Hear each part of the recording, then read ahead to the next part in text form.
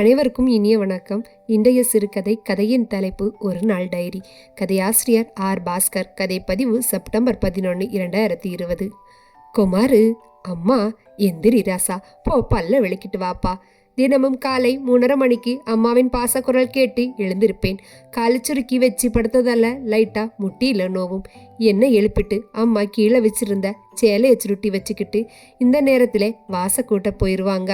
வாசத்திண்ணையில அப்பா இந்த நேரத்துல லொக்கு லொக்குன்னு இருமுவாரு. பாவம், ராத்திரி எல்லாம் இருமுனதுனால அவரும் தூங்காம நாங்களும் சரியா தூங்காம இருந்த ராத்திரிகள் தான் அதிகம். அப்பப்ப அப்பா பெரிய ஆஸ்பத்திரிக்கு போவாரு. கலர் கலரா மாத்திரைய வாங்கிக்கிட்டு வருவாரு. பீடி அதிகமாக குடிக்காதேன்னா கேட்க மாட்டாருன்னு அம்மா புலம்புவாங்க. அப்பாவோட இருமல்ல பீடி புகை மட்டுமல்ல, பற்ற வெல்டிங் புகையும் அதிகமாக இருக்குன்னு எனக்கு தெரியும். சரட்டு சரட்டுன்னு குட்டியா தேஞ்சு போன விளக்கு மாத்திர வாசல் குட்டுற சத்தம் எங்க தெருவில் முதல்ல எங்க அம்மாவோட தான். செவத்து மேல வச்சிருந்த இனிப்பு முருகன் படம் போட்டா பல்பொடியா லெஃப்ட் கையில் கொஞ்சம் கொட்டிக்கிட்டு வீட்டுக்கு பக்கத்துல நின்று தேய்ச்சிருவேன். தினமும் காலையில இந்த இனிப்பான நாளை தர்றது அந்த முருகன் தான் போல. பல்லு தேய்ச்சிக்கிட்டு மறக்காம அம்மா ராத்திரி சுளுக்க வராம இருக்க பத்த வச்ச தேங்காய் நார்ல ஏதாவது நெருப்பு மிச்சம் இருக்கான்னு பார்த்து தண்ணியை லைட்டா ஊத்தி அணைச்சிருவேன். இந்த புகையெல்லாம் சுளுக்க அவ்வளோவா கேட்காது. தேவராஜ் சொன்னான், அவங்க வீட்டுல கத்தாழை கட்டி விடுவாங்களாம். கை கால் முகங்களை விட்டு வர்றதுக்குள்ளே, குமாரு காப்பி தண்ணி குடிக்கிறியாப்பா, அக்கறைய கேட்பாங்க அம்மா. அதுக்குள்ள பருப்பு சோறு செய்ய ஆரம்பிச்சிருவாங்க. 6 மணிக்குள்ள வேலைக்கு போகணுமே. அப்பார்ட்மெண்ட் வீட்டுக்கெல்லாம் வேலை செய்யறவங்க. அதனால அப்பா எந்திரிச்சா அவரும் பட்டறைக்கு சாப்பிட்டுட்டு போகணுமே. காப்பி வேணாம்னு சொல்லிடுவேன். கட்டங்காப்பி நல்லா தான் இருக்கும். ஆனா சைக்கிள் மிதிச்சுக்கிட்டு போகும்போது பாதியில வைத்த கலக்கிரும். அப்புறம் பேஜாயிரணும்னு பயந்தான். அப்பாவோட சைக்கிளை செவுத்துல சாச்சி வச்சிருப்பாரு. ஸ்டாண்டு லைட்டா விட்டு போயிடுச்சு. சரியா நிக்காது. அம்மா கிட்ட போயிட்டு வரேன்னு சொல்லிக்கிட்டு அதை எடுத்துக்கிட்டு தரன்னு செயின் சவுண்டு கேட்க ஏறி மிதிக்க ஆரம்பிச்சிருவேன். பெல்லு சரியா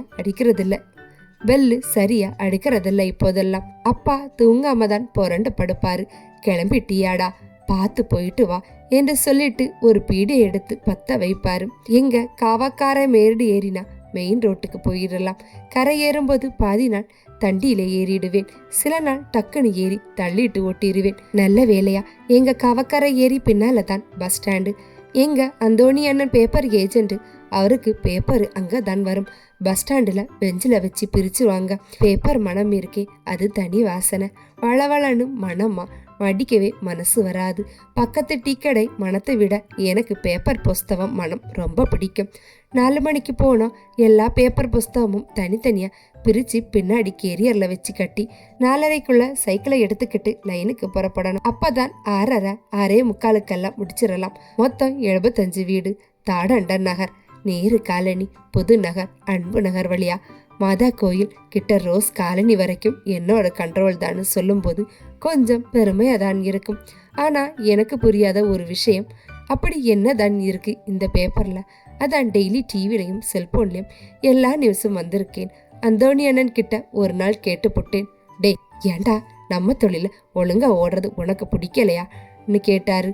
அட ஆமா இல்ல. போகும்போது அரைக்கசாமி அண்ணன் வருவாரு சைக்கிள்ல. வயசு 65க்கு மேல இருந்தாலும் அண்ணன் சொல்லிய பழகிருச்சு. நைட்டு வாட்ச்மேன் வேலை, டீ குடிக்க வருவாருன்னு பஸ் ஸ்டாண்டு பக்கம் என்ன பார்த்து லைட்டா சிரிப்பாரு. எங்க அப்பா நண்பர் தான். நேரு நகர்ல கோவிந்தராஜங்கள் அப்பார்ட்மெண்ட் இருக்கு. ரொம்ப ஸ்ட்ரிக்ட், கோவக்காரரு. எல்லா வீட்டு பேப்பரையும் வாசத்தின்ன மேல விசிறி எரிஞ்சா கோவம் வரும். கரெக்டாக தான் போடுவேன். கீழே எல்லாம் விழாது. இருந்தாலும் அவரு கோபப்படுவாரு. மேலே ஏறி வந்து கொடுக்க முடியாதான்னு ஏசுவாரு. கேக்குறது நியாயம் தானே. ஆனா நான் நிறைய வீட்டுக்கு போகணுமே, என்ன பண்ண? ஆனா திடீர்னு ஒரு நாள்ல இருந்து திட்டுறதில்ல. ஆரோக்கியசாமி அண்ணன் தான் சொல்லியிருப்பாருன்னு நினைச்சா. இல்லையா, எங்க அம்மா அந்த அப்பார்ட்மெண்ட் வேலைக்கு போறவங்களாம். என் பையன் தான் சார் சொல்லியிருப்பாங்க போல. இப்பெல்லாம் அங்கிலே கீழே வந்து வாங்கிட்டு போயிடுவாரு. அம்மா தான். அன்புநகர் பிள்ளையார் கோவில் பக்கத்துல முக்கு வீடு முடிச்சிட்டு போனா மதுசூதனன் வீடு வழியாக தான் போகணும். என் கூட படிக்கிறான். கரெக்டா அவனும் டியூஷன் போக சைக்கிள்ல வழி வருவான். என்ன பார்த்து ஹாய்னு லைட்டாக சிரிப்பான். அவங்க அம்மா பார்க்காத போது சைக்கிள்னா என்னோடது மாதிரின்னு நினைக்காதீங்க. ரேஸ் பைக்கு கணக்கா கருப்பா பச்சை கலரு ஸ்டிக்கர் எல்லாம் ஒட்டி செமையாக இருக்கும். என்ன பார்த்து ஹாய்னு லைட்டாக சிரிப்பான் அவங்க அம்மா பார்க்காத போது. சைக்கிள்னா என்னோட மாதிரி நினைக்காதீங்க. ரேஸ் பைக்கு கணக்கா கருப்பா பச்சை கலர் ஸ்டிக்கர் எல்லாம் ஒட்டி செம்மையா இருக்கும். மதுசூதனன் நல்லா படிப்பான், ஆனா கணக்கு தான் வராது. என்கிட்ட அப்பா டவுட்டு கேட்பான். ஏன்னா கணக்கு நிறைய பேருக்கு வர்றதில்ல, ஆனா எனக்கு என்னமோ ரொம்ப ஈஸியா தான் இருக்கும். கரெக்டா போட்டு கொடுப்பேன். தேங்க்ஸ்ட்ரா அப்படிம்பா. அடுத்த வருஷம் 10ஆவதுல ஸ்கூல் ஃபர்ஸ்ட் வாங்கணும்னு அவங்க அப்பா சொல்லியிருக்காராம். எனக்கு இங்கிலீஷ் தான் பேஜாரு. ரொம்ப முக்கி பார்த்துட்டேன். சரி அது எதுக்கு நமக்குன்னு விட்டுட்டேன். சுமதியோட வீட்டு பக்கத்து தெருதான். சுமாராதான் படிப்பா. ஆனா அவ வீட்டு வழியா போகும்போது நான் வேகமாக போயிருவேன். வெள்ள கூட அடிக்க மாட்டேன். என்னமோ ஒரு மாதிரி வெக்கமாக இருக்கும் அவ பாக்குற மாதிரியே. ஆனா அவ 8 மணிக்கு தான் டெய்லி எந்திருப்பாளாம். சோம்பேறி. பிள்ளையார் கோயில் தாண்டிய உடனே தெரு திருப்பத்துல 4-5 நாய்கள் படுத்து கிடக்கும். என்ன பார்த்து ஒன்னும் பண்ணாது. லைட்டா தலைய தூக்கி அட நீயான்னு பார்த்துட்டு திரும்ப தூங்க போயிருவாங்க. ஆனா இந்த மணி நாய் மட்டும் ரொம்ப நாளா எனக்கு ஃப்ரெண்டு ஆகவே இல்லை. பல தடவை துரத்திட்டு வந்திருக்கு. ஒரு தடவை ரோட்டுக்கு நடுவில் இருந்து சின்ன வாய்க்கால்ல வீலு தடுக்கி சரிச்சுட்டேன். நிறைய புஸ்தகம் பேப்பரு கீழே வாய்க்கால தண்ணியில விழுந்துருச்சு. நானே அவங்க வீட்டுல போய் மன்னிச்சிருங்கன்னு சொன்னேன். ஆனா ஒருத்தர் 2 பேர் அந்தோனியண்ணன் கிட்ட கம்ப்ளைண்ட் பண்ணிட்டாங்க. அவரு என்னையே ஒரு நிமிஷம் ஒத்து பார்த்து விட்டு பார்த்து போடா தொழில் முக்கியம்னாரு. எனக்கு புரிஞ்சது அவர் கஷ்டம். பாவம். எங்க அம்மா வேலை செய்யற ஒரு வீட்டு அங்கள் சீனிலாசான பேரு. எனக்கு சில சமயம் அப்பாவுக்கு வேட்டி, எனக்கு சட்டை துணிமணி, அம்மாவுக்கு புடவெல்லாம் எடுத்து தந்திருக்காரு. வீட்டுல தவசம் செஞ்சா மறக்காம அம்மா கிட்ட வடை பாயாசம் தந்து விடுவாரு. நல்லா படிக்கிறானா அப்பா கேட்பாராம். அடுத்த வருஷம் 10ஆவது படிக்க ஸ்பெஷலா பண உதவி தர மாதிரி ஒரு ட்ரஸ்ட்ல ஏற்பாடு செய்யறேன்னு சொல்லியிருக்காராம். எங்க அம்மா கண்ணு விரிய ஒரு நாள் சொன்னாங்க. நல்ல மனுஷன்னு. மணி நான் இப்போதெல்லாம் என்னை துரத்துறதில்ல. பார்த்துட்டு வாழை ஆட்டிட்டு பேசாம இருந்துரும். அதுக்கு போர் அடிச்சு போச்சு இல்ல. அதுக்கிட்டையும் அம்மா போய் ஏதாவது சொன்னாங்களான்னு தெரியல. இருந்தாலும் இருக்கும். கரெக்டா 7 மணிக்கு லைன் எல்லாம் முடிச்சுக்கிட்டு வீட்டு சைக்கிளை ஓட்டிக்கிட்டு வந்து செவத்துல சாச்சி வச்சுக்கிட்டு வெளிக்கு போக ஓடிடுவேன். 2 மணி நேரம் சைக்கிள் ஓட்டுனதுல வயிறு சும்மா கலக்கி விட்டுரும். தெருவோர பைப்பு கிட்டேயே குளிக்கலாம். ஆனா தண்ணியோ சோப்போ யாரும் எல்லாம் தெரிக்காம குளிக்கணும். வேறஞ்சட்டியோட குளிக்க கூடாது. முடியவும் முடியாது. எல்லோரும் இருப்பாங்களே. குளிச்சு வீட்டுக்கு வரும்போது அப்பா கூப்பிடுவாரு. வாசத்தினேலந்தான் உட்கார்ந்துருப்பாரு. போய் நின்னா என்ன தாவங்கட்டைய பிடிச்சி சூரிய வெளிச்சத்துல அப்படியும் இப்படியுமா திருப்பி பாப்பாரு. கையில பீடி வாசம் அடிக்கும். லைட்டா எனக்கு மீச முளைச்சிருக்கான்னு பாப்பாரு. அடே மகனே பெரியவன் ஆயிட்டியேடா. பாரு கிண்டலா. கண்ணு பளபளக்கும். போப்பா உனக்கு வேற வேலை இல்லைன்னு சொல்லிட்டு ஓடி வந்துருவேன். என்ன 10ஆவது முடிச்ச உடனே தன்னோட பட்டறையில சேர்த்து ஒட்டுறேன்னு சொல்லியிருக்காரு அப்பா. நானும் வேலைக்கு போறேன். 7:30 மணிக்கெல்லாம் அம்மா செஞ்ச அரிசியும் பருப்பும் தின்னுட்டு பள்ளிக்கூடம் போயிருவேன். அப்பாவும் வேலைக்கு போயிருவாரு.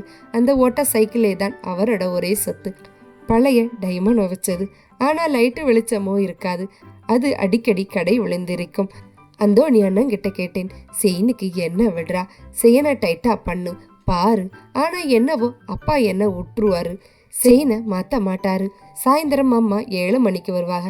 வீட்டு வேலையெல்லாம் முடிச்சுட்டு பக்கத்து கார்மெண்ட்லே வேலை முடிச்சுட்டு வருவாங்க. வந்தா திரும்பியும் சமையல் செய்ய உட்காந்துருவாங்க. அப்பா கூட 7-8 மணிக்கு திண்ணையில உட்காந்துக்கிட்டு வழக்கம் போல வாசனை தட்டிய லைட்டா திறந்து வச்சுக்கிட்டு குட்டி டிவியில நியூஸ் பாடுறெல்லாம் பார்ப்பாரு. ஆனா தான் 9 மணிக்கு தூங்க போயிருவேன். காலங்காலத்தால திரும்பவும் எழுந்திருக்கணுமே. இந்த சைக்கிளை முதல்ல மாத்தணும். அப்பாவாலே முதிக்க முடியவில்லை. பாவம். இதுவும் அவரு இருமலுக்கு காரணமாகவும் இருக்கலாம். அம்மா கிட்ட சொல்லி சீனிவாசங்கள் கிட்ட எப்படியாவது பேட்டரி வச்ச சைக்கிள் கேட்கணும். நான் பார்த்திருக்கேன். தர்மராஜா அண்ணன் வேலை செய்யற கேஸ் கம்பெனியில பேட்டரி வச்ச வண்டியே இருக்கு. மிதிக்கவே வேண்டாம். சத்தமே இல்லாம போயிரும். சுமதி வீட்டை தாண்டும் போது சீக்கிரம் போயிடலாம். ஆமா இதான் கரெக்டு. அப்பா சொன்ன மாதிரி பட்டறை வேலைக்கு போயிடலாம். பேட்டரி சைக்கிளும் கிடைச்சிக்கிட்டா ஈஸியா பேப்பர் போட பட்டறைக்கு போக உதவும்ல. பாவம் அப்பாவும் எத்தனை நாள் வேலைக்கு போய் கஷ்டப்படுவாரு. இனிமே பேப்பரோட சேர்ந்து பால் பாக்கெட்டும் போடலாம்னு யோசிக்கிறேன். அதே லைனு அதே வீடு தானே. ராஜலட்சுமி ஆண்டி தான் பால் ஏஜென்ட் எங்க ஏரியாவுக்கு. கேட்டு பார்க்கணும். கூட வருமானம் தானே. ஆனா பால் பாக்கெட்டு தூக்கி வீச முடியாது. பையில தான் போடணும். கொஞ்சம் டைம் ஆகும். பரவாயில்ல. வழக்கம் போல் திண்ணையிலிருந்து இருமல் சத்தம் கேட்குது. அப்பாதான் இந்த இருமலுக்கு காரணம் வெல்டிங் புகையும் தான் எனக்கு தெரியுமே. ஏன்னா எனக்கு மீசையெல்லாம் முளைக்க ஆரம்பிச்சிடுச்சு. நானும் பெரிய மனுஷன் அவரேனே. சரி சரி தூங்குவோம், காலையில எழுந்திருக்கணுமே. ஞானம் படுத்துட்டா போல. தினத்திற்கு இவ்வளோ நேரம் ஆயிருது அவளுக்கு. நான் வழக்கம் போல் திண்ணையில தான் தூங்குறது. இருங்க, இந்த மட்ட நெருப்புல ஒரு பீடி பத்திட்டு வாரேன். இந்த நேரத்துல தீப்பெட்டியை கிழிச்சா கூட ஞானம் ஒழிச்சிடுவா. இந்த தீப்பெட்டி உரைக்கிற சத்தம் கேட்டாலே சூ சூன்னு முணங்குவா. பாவம் ஏமல்ல அக்கறை ஒரு பக்கம், பாவம் மனுஷனு கரிசனம் ஒரு பக்கம். தலை மாட்டுல தான் சைக்கிள் வச்சிருப்பேன். இதை எடுத்துக்கிட்டு கொமாரு லைனுக்கு போவான். பாவம் அவனால் இதை மிதிக்க முடியாது. ஆனா இந்த சைக்கிள்ல நான் சுத்தாத இடம் இல்லை. அதெல்லாம் ஒரு காலம். ஞானத்தை பார்க்க இந்த சைக்கிள்ல தான் டெய்லி போவேன். உரம்பரைய சண்டை போட்டு தான் ஞானத்தை கல்யாணம் பண்ணினேன். அப்போதெல்லாம் இந்த சைக்கிள்ல கெரியர் கிடையாது. கல்யாணமான புதுசுல ஞானத்தை இந்த சைக்கிள்ல முன்னாடி தண்டியில உட்கார வச்சுக்கிட்டு லட்சுமி கோட்டாய், சந்திரன் தியேட்டர்னு எல்லாம் படத்துக்கு கூட்டிக்கிட்டு போவேன். சும்மா மூஞ்சிக்கிடையே மல்லிப்பூ வாசத்தோட உட்கார்ந்து வருவா. ஊரே எங்களை பார்க்கும். ஆனா என்ன பார்த்தா பசங்களெல்லாம் பயப்படுவானுங்க. நம்ம தான் உலக ஃபேமஸ் ஆச்சே. போன வாரம் பெரிய ஆஸ்பத்திரி போகும்போது டாக்டர் அம்மா சொன்னாங்க, நெஞ்சு சளி ரொம்ப கட்டுத்துப்பா, நுரைப்பையில கோளாறு, கேன்சர் வரக்கூட வாய்ப்பு இருக்குனாங்க. ஏமா, என்ன மாதிரி ஏழைப்பாளைங்க வயிற்றுல வர இறப்பையில வர அல்சரை விட இந்த நுரைப்பை கேன்சர் பெரிய நோயா அண்ணேன்னு என்னையே ஏற இறங்க பார்த்துட்டு வாய் கொஞ்சம் அதிகமானுங்க. அது ஒன்று தாங்க தாராளமாக இருக்கு என்கிட்ட சொன்னதுக்கு சிரிச்சாங்க. ஆமா, அப்படியே உட்காராதப்பா, அடுத்த வாரம் வா, டெஸ்ட் பண்ணிக்கலாம்னாங்க. எனக்கு வேற பயமா இருக்கு. ஞானத்துக்கிட்ட இன்னும் சொல்லலை. சொன்னா அழுவா. எனக்கு ஏதுன்னா வர்றதுக்கு முன்னால கொமாருக்கு ஒரு வேலையை வாங்கி கொடுத்துட்டு ஞானத்துக்கு உதவியாயிருப்பான். பையன் வேற நல்லா படிக்கிறான். ஞானத்துக்கு அவன் இன்ஜினியர் ஆக்கி பார்க்கணும்னு ஆசை. ஆனா எனக்கு கொமார ஞானத்தை நல்லா படிக்கணும்னு ஆசை. நான் தான் அவளை நல்லா பார்த்துக்கலாம். இந்த பீடி கட்டிலேயே என்னை எரிச்சிக்கிட்டேன். ஞானத்தையும் அடுப்படி விறகு கட்டையிலே எரிய விட்டுட்டேன். பாவி நானும். இந்த குத்த உணர்ச்சி தான் அவளை நானும் தொந்தரவு பண்றதே இல்லை எதுக்குமே. சில பல ராத்திரி தூக்கம் வராம புரண்டு படுப்பா. என்னை பத்தி நினைப்பு தான் வேற என்ன. பட்டறையில் கேசவன் சூப்பர்வைசர் சொன்னாரு, இன்சூரன்ஸ் எடுப்பா, உனக்கு ஒண்ணுனா உன்னோட குடும்பத்துக்கு உதவியா இருக்கணும். இப்போதெல்லாம் 100 200 கட்டினாலே 1 லட்சம் 2 லட்சம் கிடைக்குமாமே. ஆனா அதுக்கு உடம்ப கம்ப்ளீட்டா டெஸ்ட் எடுக்கணுமா.